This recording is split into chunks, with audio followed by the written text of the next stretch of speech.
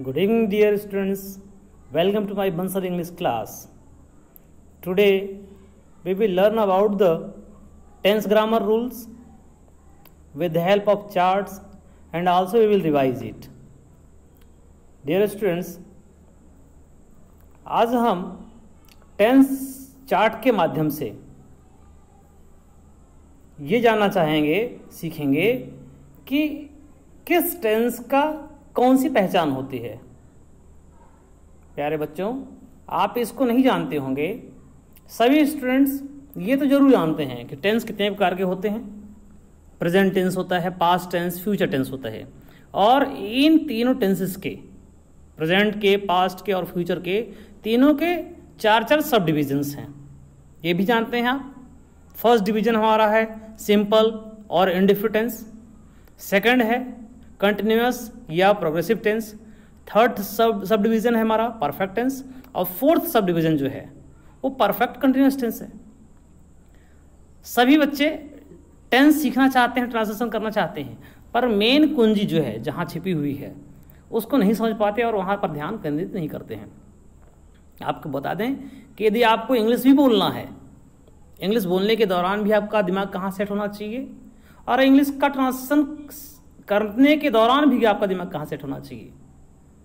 देखिए, first of all तो word vocabulary important है ही है कि वर्ड वोकैबुलरी आपको स्ट्रांग रखना चाहिए अपना। लेकिन इसके अलावा भी ग्रामर का जो रूल है, हर टेंसेस के जो रूल हैं, रूल क्या है उसका, मोस्टली हम टेंस के अंतर्गत हेल्पिंग वर्ब सीखते हैं कि किस टेंस का कौन सा हेल्पिंग वर्ब हमारा होता है और उसका एप्रोप्रिएट कौन सा मेन वर्ब लगता है। बस यही 3 पॉइंट, यानी कि पहचान, उसकी कौन सी हेल्पिंग वर्ब लगेगी और उसका मेन वर्ब कौन सा लगेगा। ये 3 पॉइंट को फोकस हमेशा करना पड़ेगा और इसी की बार बार आपको प्रैक्टिस करनी पड़ेगी। तो अभी हम यहाँ पर आपकी इसकी प्रैक्टिस करा देते हैं और एक आउटलाइन के तौर पर पूरा आपको बता देते हैं कि क्या आप देखेंगे, किस तरह से आपको पहचानना चाहिए सेंटेंस को।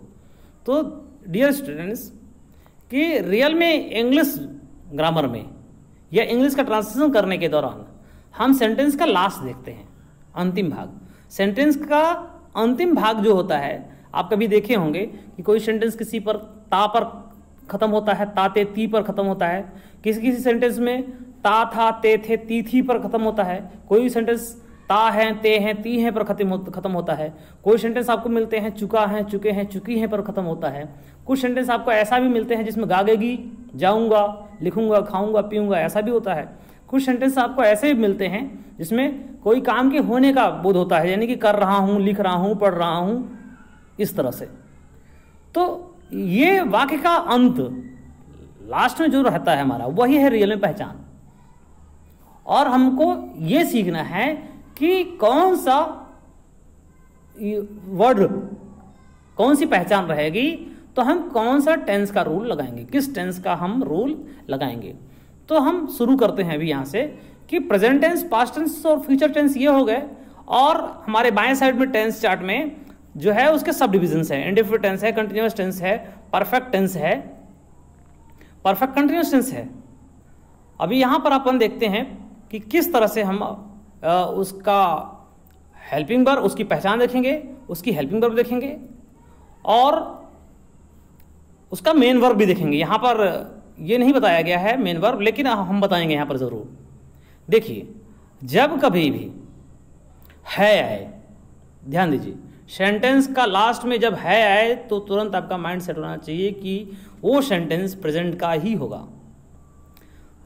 सेकंड नंबर, जब सेंटेंस का लास्ट में देखेंगे आप, पहचान लास्ट में ही होती है, और लास्ट में देख करके तुरंत आपको ये सेट करना है कि हमको मेन टेंस में किस में जाना है। ये मेन जब है हमारा, और उसके मेन टेंस में हम कहाँ जाएंगे, प्रेजेंट में जाएंगे कि पास्ट में जाएंगे कि फ्यूचर में जाएंगे। तो प्रेजेंट में जाना है, कब जाएंगे, जब वाक्य के अंत में है रहेगा तो हम प्रेजेंट में जाएंगे, और जब वाक्य के अंत में, हिंदी वाक्य के अंत में था, थे, थी आए तो हमको कहाँ जाना चाहिए, पास्ट में माइंड सेट करना चाहिए अपना। और वाक्य के अंत में यदि गागे गी आता है, होगा, होगे, होगी, इससे मतलब नहीं गागे गी आए तो फ्यूचर टेंस में जाएंगे। अब यहाँ सवाल आता है कि किस सब डिवीजन का है। तो सब डिवीजन हमारा है के पहले वाला वर्ड, यानी जैसे यहाँ पर है के पहले रहा लिखा है, रहा, रहे, रही। तो रहा, रहे, रही इसका मतलब कि अभी काम जारी है। काम जारी का को इंग्लिश में हम लोग कंटिन्यू कहते हैं, तो ये कंटिन्यूअस टेंस का होगा। और कंटिन्यूअस टेंस का जैसे ही हमारा सेट होगा कि प्रेजेंट कंटिन्यूअस टेंस का सेंटेंस है, तो तुरंत हमारा दिमाग सेट हो जाना चाहिए कि उसकी हेल्पिंग वर्ब, क्योंकि टेंस में हम हेल्पिंग वर्ब ही सीखते हैं रियल में। तो हमारा किस में जाएगा वो, प्रेजेंट कंटिन्यूअस टेंस। तो प्रेजेंट कंटिन्यूअस टेंस यहाँ पर देखते हैं। और इसका मेन वर्ब हमको क्या सीखना है, मेन वर्ब का आईएनजी वाला फॉर्म। स्पोकन इंग्लिश में वर्ब का फोर्थ फॉर्म भी इसको कहते हैं, लेकिन रियल में क्या है, ये मेन वर्ब का आईएनजी वाला फॉर्म हमारा यूज होगा। किसी में यूज होगा, कंटिन्यूअस वाले में। हमेशा सेट कर लेंगे जब भी कंटिन्यूअस टेंस का सेंटेंस आएगा, चाहे वो किसी भी मेन टेंस का हो, प्रेजेंट, पास्ट, फ्यूचर का, उससे मतलब नहीं है। लेकिन कंटिन्यूअस का भी समझ आ रहा है, रहा, रहे, रही, इसका मतलब आईएनजी ही आपका लगेगा, ठीक। और हमारा हेल्पिंग वर्ब जो है, एक कॉलम में आप देख रहे हैं कि एक कॉलम में हमारा इज एम आर लगा है प्रेजेंट में। जब है रहेगा तो सीधी सी बात है उसकी हेल्पिंग वर्ब हमारा इज एम आर लगेगा। और वाज वर्ब कब लगेंगे हम, जब वाक्य के अंत में था, थे, थी, लेकिन कब, था, थे, थी के साथ में रहा, रहे, रही आएगी तब। रहा था, रहे थे, रही थी रहेगा तो हमारा हेल्पिंग वर्ब वाज और वर्ब लगेगा। और जब रहा के साथ गागेगी रहे, रहा है, होगा, रही होगी, रहे होंगे, तो गागेगी के नाम पर हमारा सेल और विल, रिजर्व आप कीजिए, सेल और विल। और इस टेंस के लिए रहा, रहा, रहोगी, सेल भी और विल भी, और इसमें भी वर्ब का फोर्थ फॉर्म, यानी कि वर्ब का आईएनजी फॉर्म। तो वर्ब का आईएनजी फॉर्म यहां आप ध्यान दीजिए, यहां पर वर्ब का आईएनजी फॉर्म तो कंटिन्यूअस के नाम पर कंपलसरी है सभी के लिए, तीनों के लिए, ठीक है। अब देखते हैं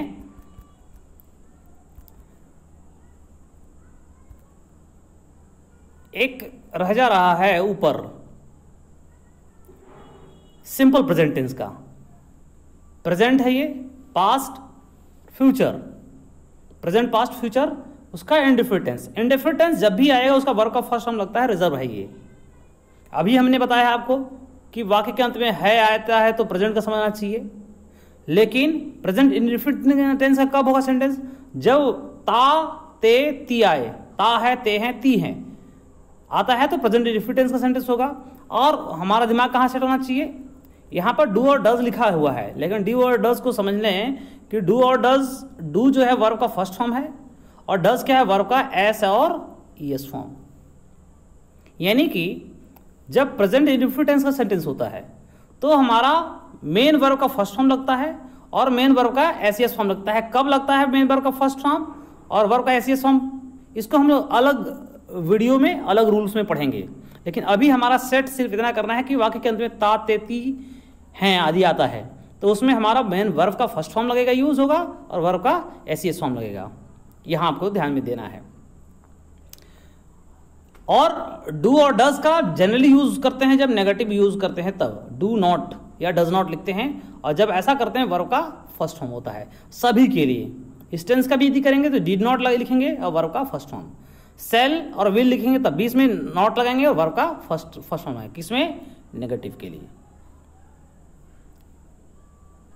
ज्यादा एक्सप्लेन नहीं कर रहे हैं, किंतु इतना समझिए कि do, does, did, shall, will का भी डायरेक्ट यूज होता है, लेकिन कब होता है, नेगेटिव के लिए और इंट्रोगेटिव के लिए भी यूज होता है। चलिए अब देखते हैं कि हमारा प्रेजेंट इंडेफिनिट टेंस में क्लियर हुआ, हमारा वर्ब का फर्स्ट फॉर्म, वर्ब का एसईएस फॉर्म लगता है। पास्ट इंडेफिनिट टेंस, पास्ट सीधे सीधे इसका मतलब हमारा दिमाग कहाँ जाना चाहिए, हमारा दिमाग कहाँ जाना चाहिए कि वाक्य के अंत में यहां पर था, थे, थी आता है, लेकिन ध्यान दीजिए कि इस टेंस में कोई जरूरी नहीं है कि आपको हर बार आपको था, थे, थी मिलेगी, ऐसा नहीं है।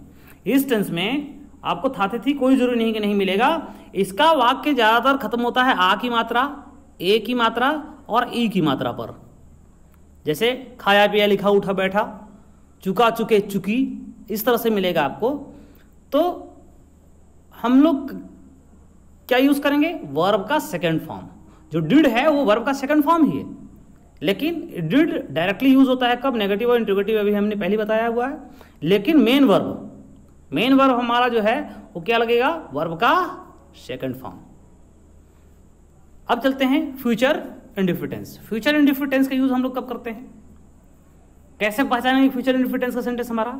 सीधी सी बात, वाक्य के अंत में गागेगी, ये क्लियर हुआ है कि गागेगी आएगा तो फ्यूचर इंडेफिनिट टेंस ही लगेगा, और फ्यूचर इंडेफिनिट टेंस लगेगा तो फ्यूचर के नाम पर शैल और विल रिजर्व है, शैल और विल रिजर्व है, और मेन वर्ब का फर्स्ट फॉर्म, यानी कि ये मेन वर्ब का जो फर्स्ट फॉर्म है यहाँ पर ये सभी टेंस में लगेगा, इसमें भी और इसमें भी, प्रेजेंट, पास्ट और फ्यूचर तीनों में हमारे लगेंगे क्या, शैल और विल। इस प्रकार से हम लोगों ने देखा कि प्रेजेंट का इंडेफिनिट टेंस का ये सब डिवीजन हमारा इंडेफिनिट टेंस का हो गया तीनों टेंस में, प्रेजेंट, पास्ट और फ्यूचर। उसी तरह से कंटिन्यूअस टेंस का भी हमारा प्रेजेंट, पास्ट, फ्यूचर हो गया। अब देखते हैं हम लोग perfect, sub division perfect tense का। डियर स्टूडेंट्स, परफेक्ट का मतलब ही पूर्ण होता है, परफेक्ट का मतलब जो होता है वो पूर्ण होता है, पूर्ण का मतलब हो चुका। अब हो चुका है कि हो चुका था कि हो चुकेगा, ये अपने काल को बोध करेगा। हो चुका है तो प्रेजेंट को बोध करेगा, और हो चुका था तो पास्ट को बोध करेगा, और हो चुका होगा तो किसको बोध करेगा, फ्यूचर को बोध करेगा, सीधी सी बात है वो।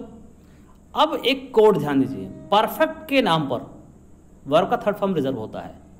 परफेक्ट यदि आप जान जाते हैं कि परफेक्ट टेंस का सेंटेंस है तो आपका दिमाग सेट हो जाना चाहिए कि इसमें मेन वर्ब का थर्ड फॉर्म ही लगेगा, और हेल्पिंग वर्ब क्या लगेगी उसके लिए हमको थोड़ी थोड़ी प्रैक्टिस करनी पड़ेगी।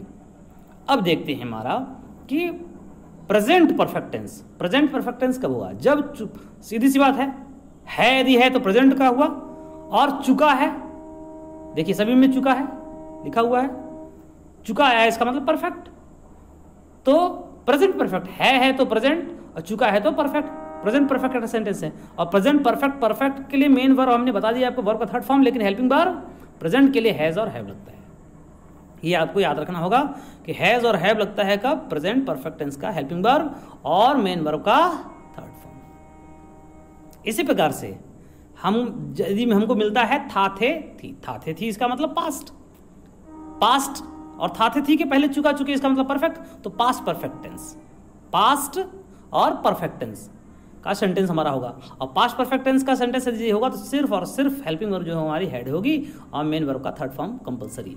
क्यों, परफेक्ट के नाम पर वर्ब का थर्ड फॉर्म।